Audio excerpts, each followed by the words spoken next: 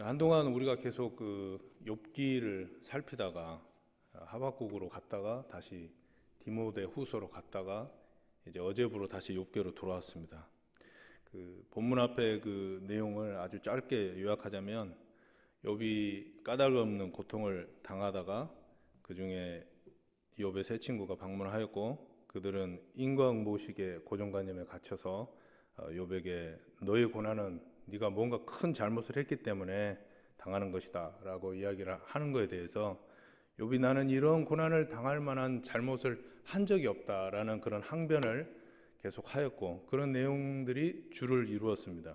근데 어제부로 엘리후라는 인물이 등장해서 욥에게 책망하는 그런 내용이 이제 어제부터 이제 본문, 오늘 읽은 본문 그리고 앞으로 쭉 37장까지 그 내용이 진행되고 있는데요. 엘리후가 등장한 이유는 어제 읽은 본문 말씀 중에 2절, 32장 2절에 나와 있습니다. 하나님보다 자신을 더 의롭다고 한 것입니다. 거기에 대해서 엘리후가 나서서 거기에 대해서 화를 내면서 욥을 책망하는 그런 내용을 담고 있습니다. 그런데 그 엘리후의 이 책망하는 내용에 대해서 하나님께서 나중에 욥기서 42장을 보면은 욥의 세 친구에 대해서 그리고 욥에 대해서는 책망을 하시는데 엘리후에 대해서는 책망하는 내용이 없습니다. 그것을 봤을 때 욥에게 엘리후가 했던 말의 그 내용에 대해서는 문제가 없다고 봐야 할 것입니다. 그런데 우리가 욥에게 이렇게 화를 내면서 말을 한 이 엘리후의 이 태도, 그 고난당한 욥에 대해서 자기가 뭔가를 이야기를 하려고 했을 때 이렇게 화를 내면서 장황하게 이야기를 한 이런 메시지를 전달하는 이 방식에 대해서 그것을 그대로 우리가 삶 속에 적용할 수 있는가에 대해서는 결론부터 말씀드리면 이것은 좀 무리가 있다라고 말씀을 드리고 싶습니다. 왜냐하면 우리가 성경 말씀을 읽고 삶에 적용할 때 이 말씀이 설명체인지 아니면 교훈체인지 이걸 좀 분별을 해야 되는데요. 설명체 본문들은 그것을 그대로 문자로 적용하기에는 좀 어려운 그런 상황들이 많습니다. 예를 들어서 사도행전에 보면은 13장에 안디옥에서 열심히 목회하고 있었던 바나바와 사울을 그 교회가 막 부흥되고 잘 되려고 정말 잘 되고 있었는데 성령께서 그 두 사람을 따로 세워서 선교사로 파송하라는 내용이 나옵니다. 그러면 그 내용을 읽고 우리 교회에 적용하자 하고 우리 담임 목사님을 선교지로 파송을 해야 되겠다 하면은 안 되는 것이죠. 그리고 또 예수님께서 뭐 제자들의 발을 씻겼다라는 그런 본문을 읽고 목장에서 그럼 세숫대야를 가지고 항상 사람들의 발을 씻기면서 목장 시간을 좀 시작해야 되겠다. 이것도 좀 문제가 있는 적용입니다. 반면에 또 교훈체에 해당되는 본문들이 있습니다.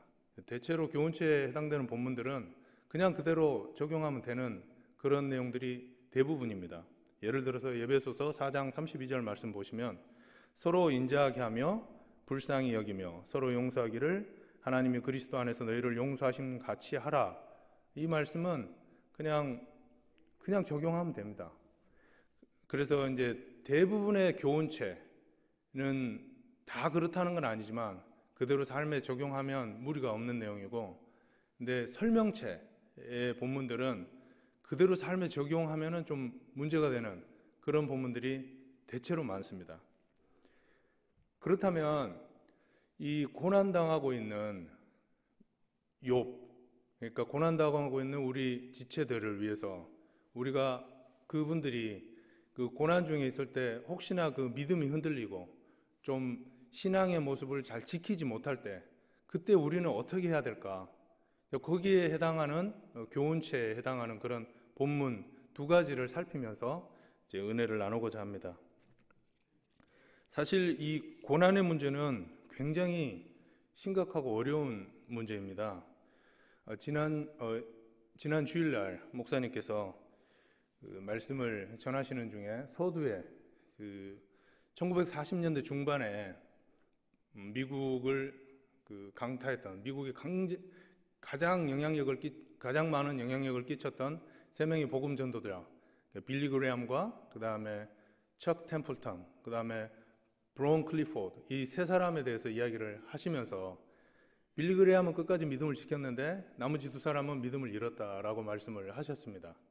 그 두 사람이 믿음을 잃은 내용을 살펴보면 바로 그 이유가 고난에 있었습니다.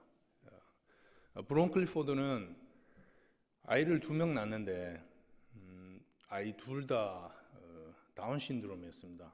그래서 아내를 떠나고 신앙을 떠나고 나중에는 40을 못 채운 아주 젊은 나이에 비참하게 생을 마감했고, 그리고 그 척 템플턴은 이제 빌리 그레함과 동역하다가 이 고난의 문제 때문에 신앙을 떠나게 됐는데요. 이 척 템플턴이 2001년 7월에 85세의 나이로 세상을 떠났는데 바로 직전에 83세에 우리가 알고 있는 그 유명한 그 기독교 변증가인 리 스트로벨과 인터뷰하는 내용이 나옵니다.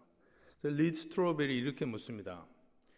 하나님에 대한 믿음을 잃게 된 특별한 이유가 있습니까? 라고 묻습니다. 그래서 그는 이렇게 대답을 합니다. 아프리카 북부의 한 흑인 여자 사진이었어. 그것은 처참한 가뭄을 겪고 있었어. 여자는 죽은 아이를 안고 한없이 야속하다는 표정으로 하늘을 올려다보고 있었지요. 그 사진을 보며 나는 이런 생각이 들었어. 이 여자에게 필요한 거라곤 비뿐이다. 그런데도 비를 내려주지 않는 신이 사랑과 자비의 창조주란 말인가. 비는 나의 소관도 당신의 소관도 아니요. 비는 그의 소관이요. 지성을 가진 사람이 사랑의 신의 존재를 믿는다는 것은 불가능합니다. 라고 그는 결론을 맺었습니다. 이처럼 그 고통의 문제는 하나님에 대한 의문과 회의를 불러일으키는 커다란 원인이 될 수 있습니다. 욥처럼 신앙을 포기하는 정도까지는 아니었지만 이 두 사람은 이 고난의 문제 앞에서 신앙을 포기하게 되었습니다.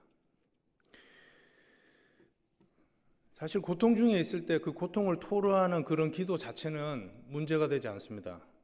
우리가 얼마 전에 살펴봤던 하박국을 봐도 그렇고 그리고 시편을 봐도 시편 150편 중에 그러니까 제가 세보니까 73편의 시편이 걱정, 두려움, 실망, 좌절, 불의, 외로움, 질병, 슬픔, 분노, 억울함, 원수 갚음 이런 내용들을 담고 있습니다. 그래서 인생의 어떤 그 시편 150편 중에 거의 절반에 해당되는 그런 내용들이 이런 내용을 담고 있는데요. 우리 인생도 살펴보면 항상 기쁘고 항상 기쁨의 찬양이 하나님 앞에 드려지는 그런 인생은 아닌 것 같습니다. 오히려 이 시편의 반에 해당되는 이런 내용이 우리의 기도의 많은 부분을 차지하는 것 같습니다. 예수님께서도 누가복음 18장 1절에서 8절 보시면 억울한 일을 당한 과부의 이야기를 예화로 들면서 억울함을 호소하고 해결해 달라고 하나님께 기도하라고 그렇게 가르치고 계십니다. 근데 문제는 이제 욥처럼 자신의 그 억울함, 그 괴로움을 토로하다가 이 선을 넘게 되는 이런 상황이 문제가 되는데 이 어려운 상황에 해당되는 교훈치에 해당되는 어떻게 하면 이 어려운 상황에 말씀을 적용할 수 있을까? 말씀대로 살 수 있을까에 거기에 해당되는 그 말씀을 나누고자 합니다. 두 군데에 있는 말씀을 나누고자 하는데요. 첫 번째 로마서 12장 15절에서 16절 말씀입니다. 제가 읽어드리겠습니다. 즐거워하는 자들과 함께 즐거워하고 우는 자들과 함께 울라. 서로 마음을 같이하며 높은 데 마음을 두지 말고 도리어 낮은 데 처하며 스스로 지혜 있는 채 하지 말라. 아멘. 제가 미국 와서 한 2년 차쯤 됐을 때 굉장히 힘든 일이 있어서 짐을 다 싸들고 다시 한국에 가야 되나 이런 고민을 할 만큼 상당히 힘든 일이 있었습니다. 그때 이제 주변에 저를 많은 분들이 위로해주고 격려해주셔서 많이 힘이 되었는데, 특별히 기억나는 한 분이 계십니다. 저보다 한 2년 선배 집사님이셨는데 2년 위에 형님이셨죠. 그분이 한 번은 같이 식사를 하자 그래서 같이 이제 식사를 하면서, 그분이 한국에서부터 지금까지 쭉 살아오면서, 특별히 미국에서 한 20여 년 살아오면서 직장을 20군데나 옮기고 여러 가지 신분 문제나 재정 문제나 여러 가지 어려운 이야기를 저한테 해주시면서 이제 이야기를 나누는데, 제가 어느 순간 듣다가 제가 막 눈물을 흘리더라고요. 근데 그 이야기 해주시는 그 형님 집사님도 같이 울었어요. 그 둘이 햄버거를 놔두고 둘이 막 우는 거예요. 계속 뭐 이렇게 떼가지고 막 울면서 닦으면서. 미국 사람들이, 남자들이 햄버거 두고 막 우는 거 보면 좀 오해했을 수도 있는데 그렇게 막 울었어요. 그러고 나서 그분이 정말 중요한 말씀 정말 한마디 하셨는데, 전도사님 지금은 힘들어도 이런 경험까지도 전도사님께서 앞으로 사역하실 때 비슷한 어려움을 당할 분들하고 함께 울고 그분들을 잘 위로하라고 하나님께서 주신 연단 과정으로 생각하시면 좋겠습니다 라고 그렇게 마지막에 그 말씀을 해주셨는데, 이 내용은 제가 이미 머리로는 알고 있었던 내용이었습니다. 저도 나름대로 뭐 어렸을 때부터 신앙생활하고 그 느지막이 신학교까지 가고 했는데 왜 이런 내용을 제가 몰랐겠습니까? 그런데 제 마음속에 있었던 하나님에 대한 원망과 그 어떤 섭섭함, 아쉬움의 그 감정의 찌꺼기들이 해결이 안 되는 거예요. 근데 이분이 저랑 함께 하면서 저한테 울면서 이야기를 해주고 저도 같이 울고 하면서 제 마음속에 있었던 그 하나님에 대한 그 감정의 찌꺼기들이 그 눈물과 함께 싹 쓰러져 그냥 내려가는 거예요. 내려가고 마지막에 이 한마디 해주는 거예요. 많이 말을 안 하셨어요. 그냥 저한테 권면하는 내용은 제가 아까 말씀드린 그 마지막 한마디 딱 해주시는데, 머리에 있던 게 드디어 가슴으로 들어오면서 모든 게 공감이 되고 이해가 되고 수용이 되는 겁니다. 그래서 이분이 정말 로마서 12장 15절에서 16절 말씀, 즐거워하는 자들과 함께 즐거워하고 우는 자들과 함께 울라, 서로 마음을 같이하며 높은 데에 마음을 두지 말고 도리어 낮은 데 처하고 스스로 지혜 있는 채 하지 말라라는 이 말씀을 그대로 삶에 적용하면서 저한테 그렇게 해주신 거예요. 그러니까 하나님께서 그분을 통해서 저에게 은혜를 베푸신 거죠. 두 번째 또 이 상황에 적용되는 하나님의 말씀은 야고보서 5장 11절 말씀이라고 저는 생각하는데요. 다 같이 한번 읽어보도록 하겠습니다. 시작. 보라, 인내하는 자를 우리가 복되다 하나니 너희가 욥의 인내를 들었고 주께서 주신 결말을 보았거니와 주는 가장 자비하시고 긍휼히 여기시는 이시니라. 아멘. 첫 번째 나눴던 말씀은 고난당해서 힘들어하는 형제들에 대해서 우리가 어떤 태도로 대해야 되는지에 대한 태도에 관련된 말씀이라 하면, 제가 이제 이 두 번째 나누고자 하는 이 말씀은, 그러면 그 어려워하는 사람에게 어떤 컨텐츠를 가지고 어떤 내용으로 하나님의 뜻을 전달해야 될 것인가 라고 하는 그 내용에 관련된 말씀입니다.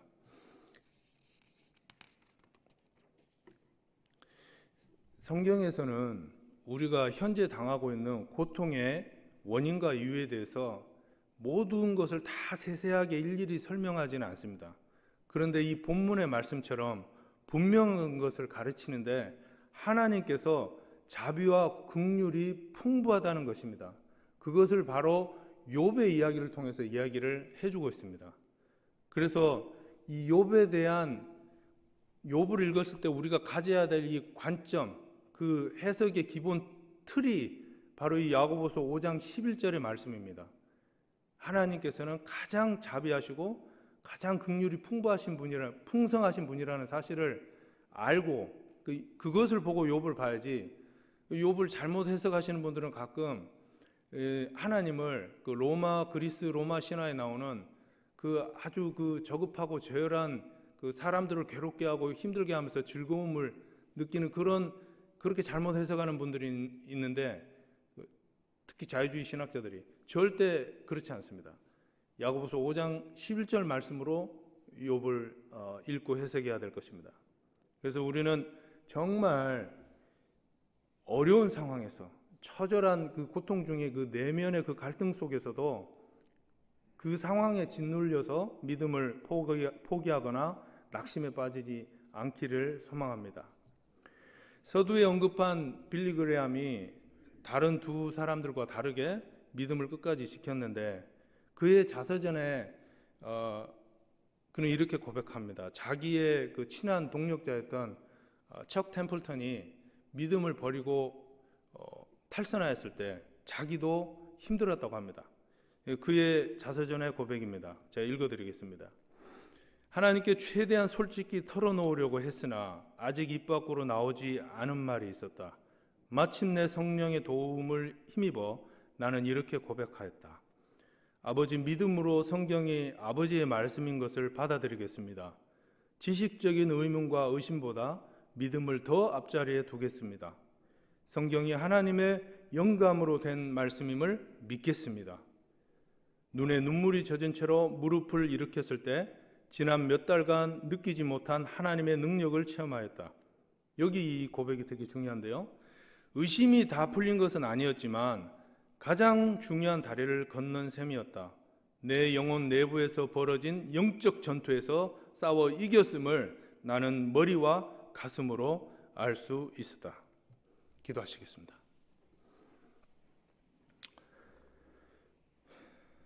하나님 아버지, 이 시간 하나님 앞에 더 가까이 나아가길 원합니다. 주신 말씀을 부여잡고 고통 중에 함께 하시는 하나님께 부르짖길 원합니다. 우리 목장에 어려움을 당한 많은 우리 형제 자매들의 지체들의 아픔과 고통을 내 고통으로 가슴으로 끌어안고 이 시간 기도하길 원합니다. 하나님 임재하시고 우리의 기도에 응답하여 주옵소서. 예수님 이름으로 기도합니다. 아멘.